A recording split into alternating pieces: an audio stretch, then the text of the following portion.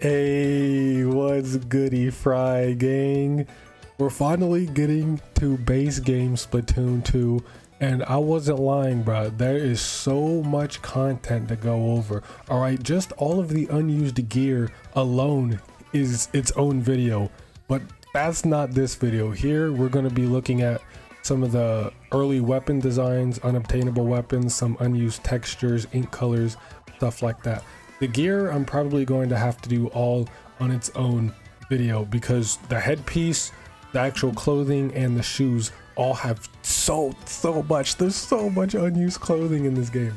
So yeah, Splatoon 2 is gonna have a couple of videos. All right, I'm gonna go through all the Splatoon 2 and then I'll finally get to 1. I know a lot of people have been waiting for Splatoon 1 and have been asking about it, and I will get there eventually. There's just so much shit for Splatoon 2, and there's even still a lot of 3 stuff that I haven't gone over. All right, there's just so much in this series, so I got hella videos to make. But to start, we have some unobtainable weapons. Now these aren't really anything special. They're just weapons used by the Octarians in the story mode. So we have shooter enemy. We have the Octo shot is a placeholder model for Octarian enemies with shooters, and then heavy splatling is a placeholder model for Octo commander enemies. Octo snipers use hero charger placeholders.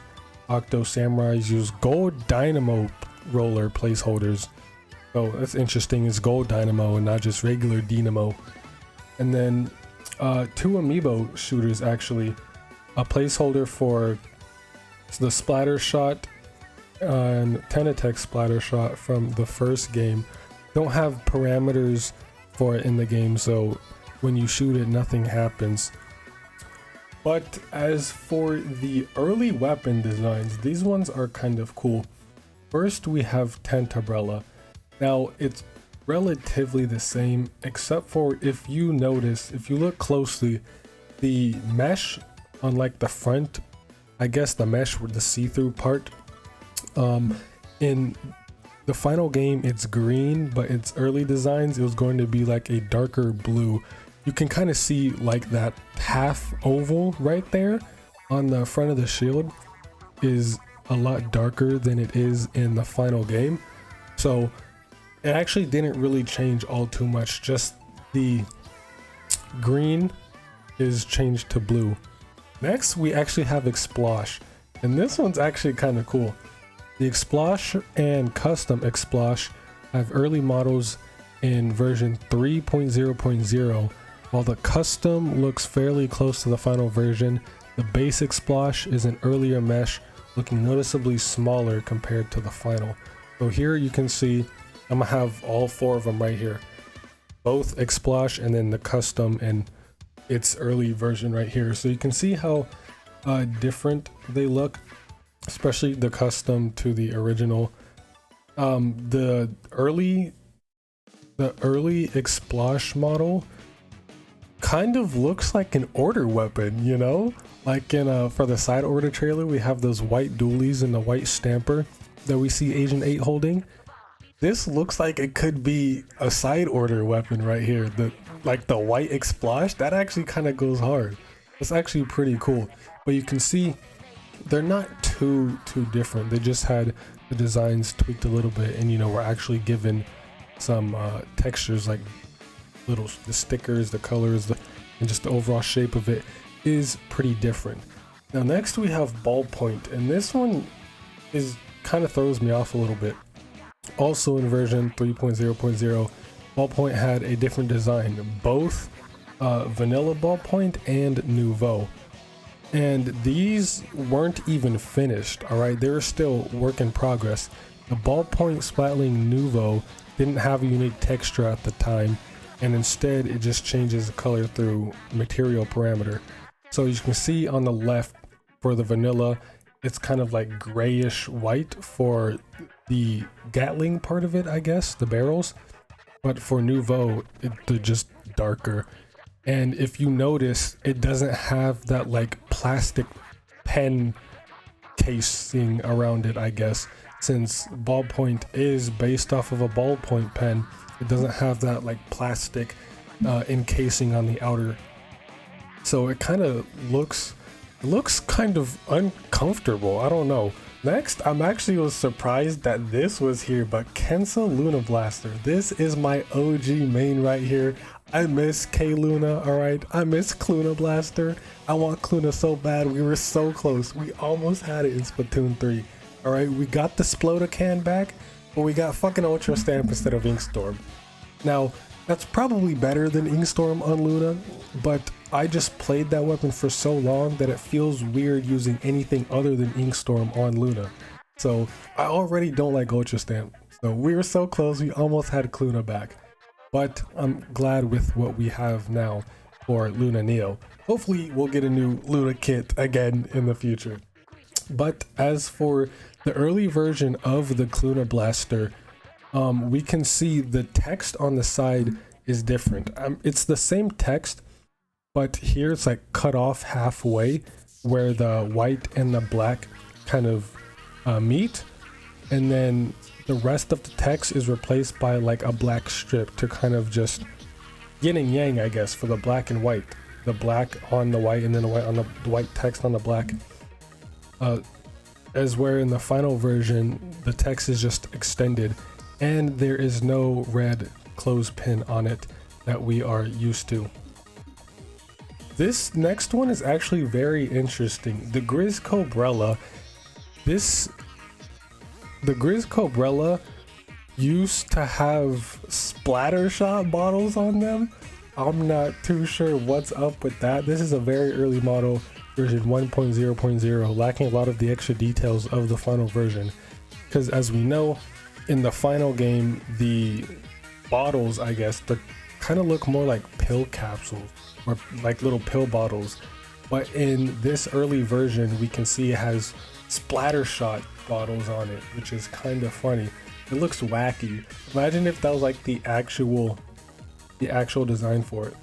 And next we get to sub weapons, and this one looks disgusting. All right, this is Fizzy Bomb. This is what Fizzy Bomb was supposed to look like.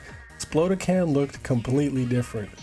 Now the Fizzy Bomb has an early model in 3.1.0 looking a lot more basic.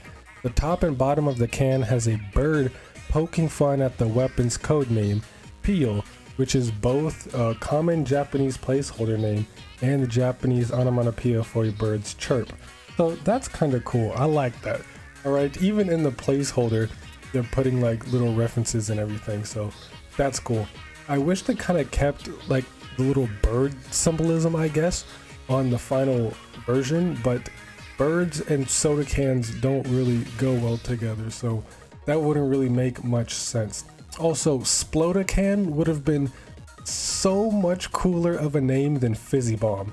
Now, I mean, yes, it is a fizzy bomb, but since Splatoon is all about puns, I mean, Splotacan for soda can and explode, because when you shake it, it explodes from the fizz. So Splotacan would have been so much cooler. Like, I just call it Splotacan now. I don't even call it Fizzy Bomb. I just unironically call it Splotacan now because I just think that's a cooler name. But next we have some unused weapons, and a lot of these are actually from Splatoon 1, and we actually have a couple of new ones as well. Starting off, Dual Squelcher. As we know, Dual Squelcher was replaced by the Dually Squelchers. There still exists a model and weapon parameters for the original Dual Squelch within the files. Never had any weapon database entry in retail builds, but it did in the test fire. So that's interesting.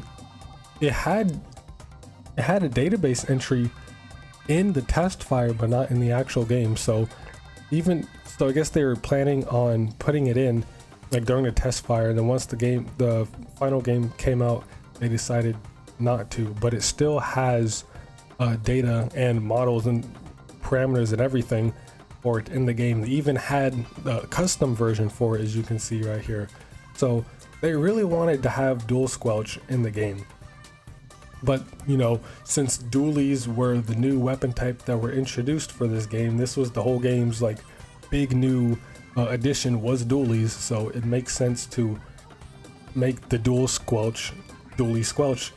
So that's a cool addition. Maybe we'll see dual squelch come back in Splatoon 3. I really doubt, but it would be kind of funny to have all three squelch: the original squelch, dual squelch, and then dually squelch. Next are sub weapons, and there's only two in the game that we didn't get: Seeker and Disruptor.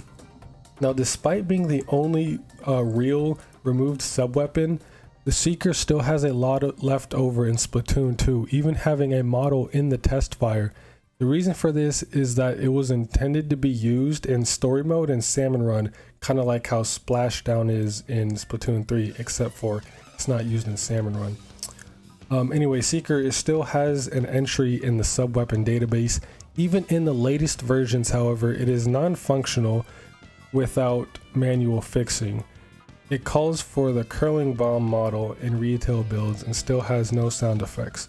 So when you actually get it working and use it, it just takes the curling bomb model.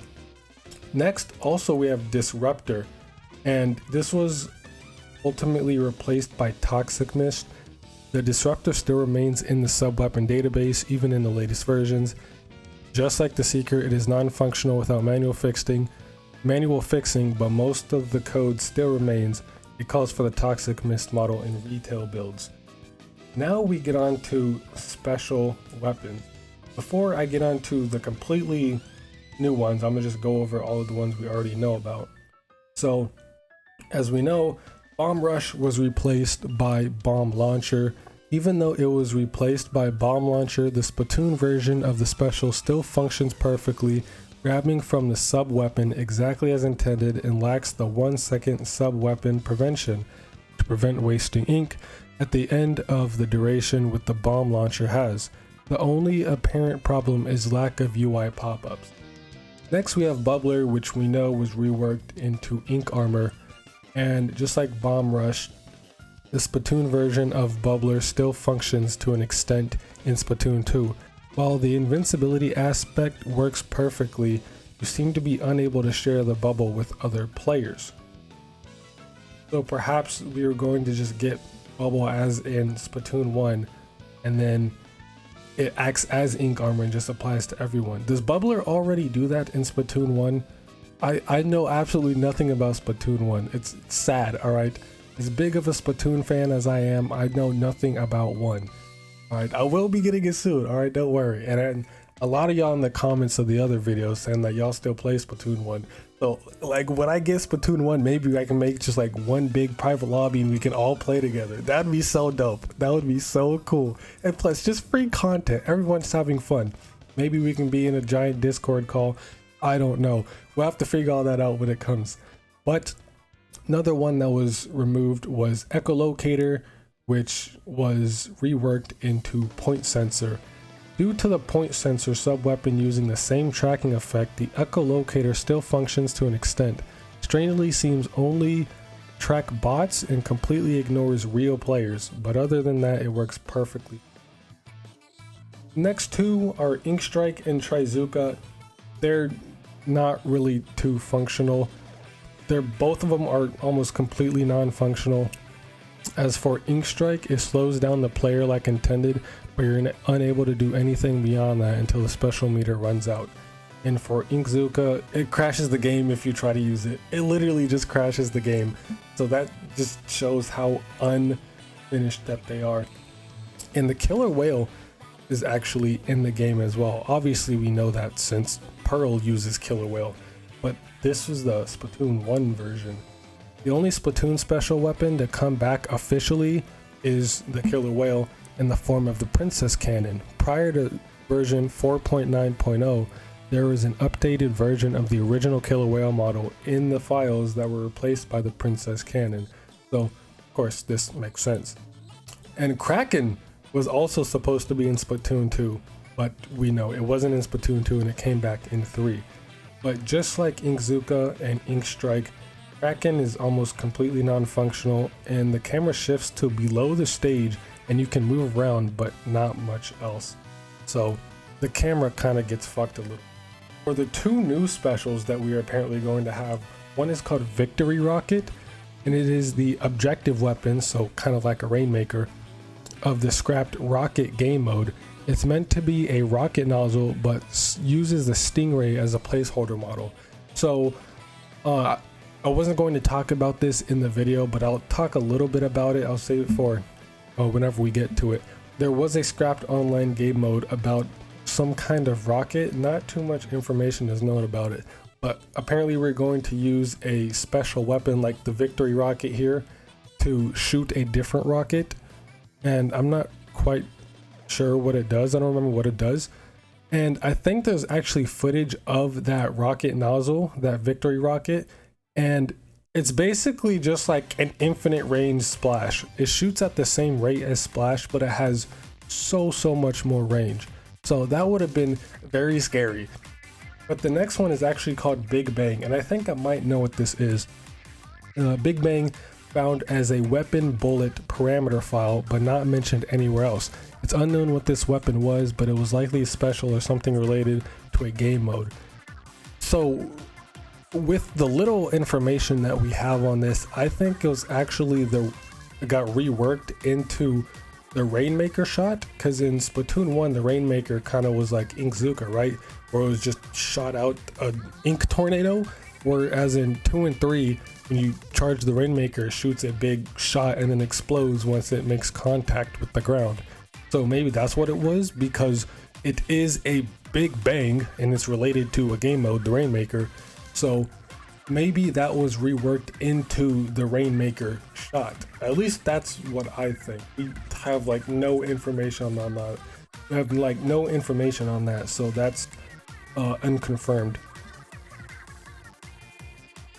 Next, we have some unused textures, and here we actually have a very early version of Snapper Canal. Now this was very interesting. Various parts are textured with an orange placeholder X mark. An axis pivot is visible in the distance. The aiming reticle is still present, indicating that this may have been a thumbnail captured by the OBG setting originally. So yeah, this is a very early version of Snapper Canal, and it looks relatively the same, except the biggest difference is right here in the middle. There are these two pillars with grates on them, and I think there's a wall missing, like by that square in the water. So the map actually looks relatively the same, but obviously there are a couple changes. Like down here on the right, it leads down into some water, which I think it extended out further before the water, or I guess the ramp's right there, but it's still relatively the same. Obviously I'm gonna have like comparison on screen right now, the finished and beta versions, but we also have a similar one for Manta Maria. And for the code name for Snapper Canal was Kawa00, and the code name for Manta Maria is Pillar00, which would later be released as Manta Maria. The boat is mostly textured with a blue placeholder X mark, and the spawn point seems to be placed incorrectly. Next we have some interesting Splatfest stuff. Now the rice and bread icons that were used in a Splatfest in Splatoon 1 have dummy images in Splatoon 2, despite us never getting that Splatfest in Splatoon 2. And just like I talked about in the other video, the egg and omelet image is still here. I think I talked about this in the very first cut content video, but this has been in every game. Alright, it's in Splatoon 3 as well, with just an added third image there of just a boiled egg, presumably because we have 3 idols now. So maybe at some point we are going to get a Splatfest, like, oh, how do you like your eggs done? Omelet, over easy, or boiled? Something like that. It's such a free and easy Splatfest, so it's been in every single game. I'm not sure why they haven't done anything with it yet. And next we actually have a Japanese exclusive Splatfest image here. Images for the Japanese exclusive Red Fox and Green Tanuki Maruchan Ramen Splatfest in Splatoon, the first game. These are leftovers inside the Splatfest terminal model. So these are like actual real life Splatfest collaborations, which I think were cool. It's a shame we haven't had any in Splatoon 3 yet, but Splatoon 1 and 2 had like real life like collabs, like real life Splatfest stuff, so that one was pretty cool. We also have some early versions of some of the ability tickets for ink resistance, quick super jump, and bomb defense maybe, or ink saver. This could be ink saver sub. Yeah, this looks like it's ink saver sub in the middle here. They're relatively the same, except for obviously the final versions don't have the text and they're colored differently. But other than that, they're still relatively the same. And surprisingly, there's only one unused texture for Octo expansion. I was kind of disappointed since I love Octo expansion. I was expecting there to be a little bit more, but all we have is this unused mem cake. An otherwise unseen sanitized Octotrooper icon called Test can be found among the memcake textures. Its departure from the rest of the memcake's stylized designs suggests this texture is nothing more than a test file. Interestingly, this icon's color scheme slightly differs from that of the sanitized Octotrooper seen in-game. So it was most likely just a test file, but it would have been cool to have it been turned into an actual memcake. And here we have some salmon run textures. The unused model Fish Octa contains 4 textures with no accompanying model data. So this first one's actually pretty interesting. A salmonid icon texture similar to the one seen in the background of the Salmon Run matchmaking screen. A duplicate of this texture called Simple also exists. Its file name has to do with the salmonid's Japanese name being Shake. And I think it was supposed to be sake. I think they just added an H in here by accident, but I'm pretty sure it's sake. And then we have another salmonid icon texture, except it oddly doesn't have a face, and it's called Pooling Big Fish. Well, that first texture we see on the left right here is called sake. So maybe that was going to be used or like a placeholder for a boss salmonid, not really sure. And we actually have some test right here, an early version of the mini Daktronics memcake texture. The beta version looks like it was hand drawn, while the final version obviously looks like an actual image here. Everything is a lot crisper, like the lines are a lot crisper. Everything is neater, more organized, and just more defined here. And then this one I thought was pretty funny. All right, we have this little test icon right here, and the file name for it is fucked icon test. The fucked icon test, punk's not dead. So I thought that one was funny to include.